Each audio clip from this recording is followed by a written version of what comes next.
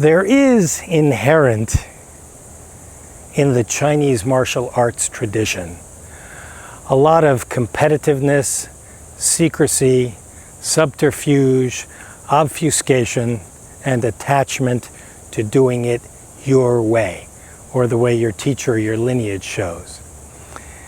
And this all trickles down quite strongly into Tai Chi, which has become, even in its modern importation to our country, a bit of a minefield, particularly when you talk about specific techniques. You talk about whose is better, whose is worse, which came first, which is the authentic, which is the original.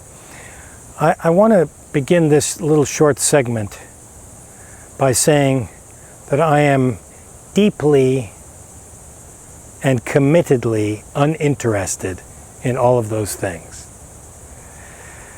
As far as I'm concerned, anybody who is doing Tai Chi, rather than cleaning house, playing golf, playing tennis, going for a swim, surfing, going to a movie, or sleeping in, is by definition my Kung Fu brother or sister. I am much more interested in bringing people together in Tai Chi than in divisive opinions that separate the community. One of the things that seems to be discussed, sometimes with a lot of air of mystery, energetics, and confusion, is Peng, Lu, Ji, and An. Peng, P-E-N-G, in pinyin, sounds like should be P-U-N-G. Liu, L-I-U. Ji, J-I. And An, A-N, although I've sometimes seen A-H-N. These are energies, directions of movement in Tai Chi, which I've seen described in many, many different complex and flowery ways. And with all due respect to people who have a different interpretation, I would like to simply offer today a small discussion of Pung, the first one, which I hope will be simple, clear, and useful. So, directions of movement we could think of as, in the same way we might think of compass points, north, south, east, and west. Pung is the first one we're going to talk about today.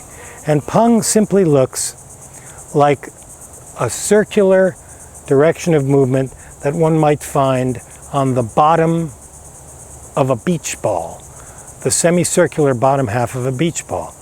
And the shape of Pung, it's a shape and a direction of movement, is down and then circling up. Down and then up.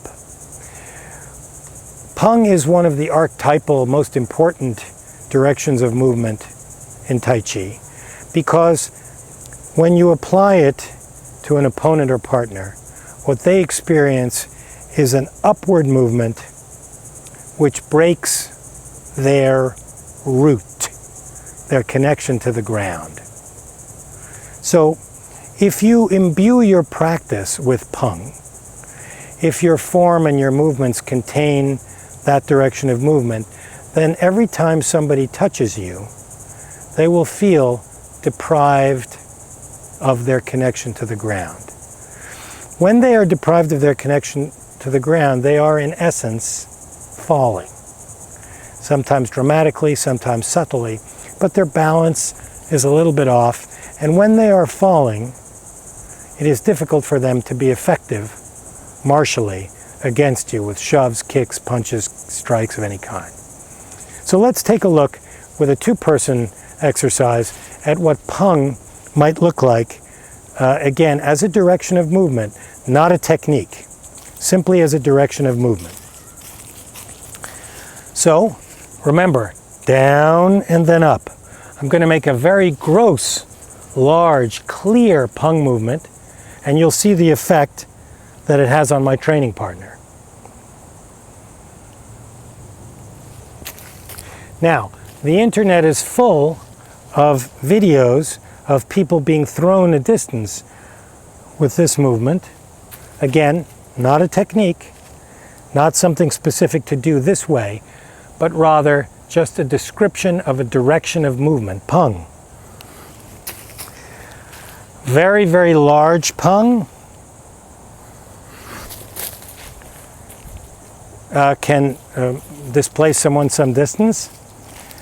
Smaller pung, meaning the bottom of the beach ball is simply a smaller beach ball. It's sort of like saying, if something is 6 inches away to you to the east, is it any more or less east of you than something a mile away to the east? And the answer is no. The distance is greater, but the degree of eastness as a quality is unchanged. Both are east of you. Pung is the same thing. Whether this is a very big movement or a small movement, it's still east, it's still pung. It's still a direction of movement. I don't want to equate east with pung. I just mean it's a direction of movement regardless of its magnitude.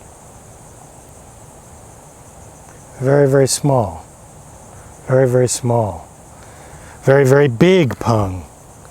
Very, very small pung. Even smaller pung.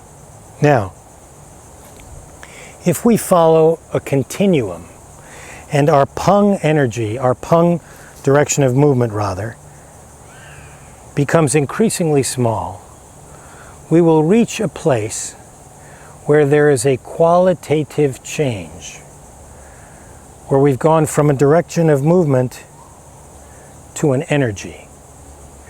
This idea of things getting bigger or smaller along a continuum and therein changing in their quality is something that we see in many places in the modern world, in the world around us. Take, for example, flying.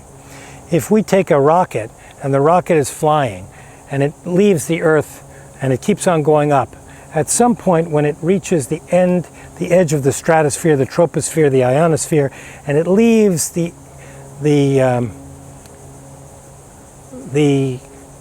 gravity field and atmosphere of the Earth and is no longer affected by gravity, and there's no longer anything under its wings, so to speak. It's not flying anymore, it's in space. In space you can't fly because there's no up or down, there's no gravity to contend with, there's no lift under your wings, you just go. That's an example of something proceeding along a continuum and reaching a place where there's a qualitative change in what's happening to it. In quantum terms, we look at the world and we say in Newtonian physics, gravity works and things are big, and Newtonian physics is very good for an apple falling on your head. But if you continue along this continuum far enough, things get so small that they change qualitatively.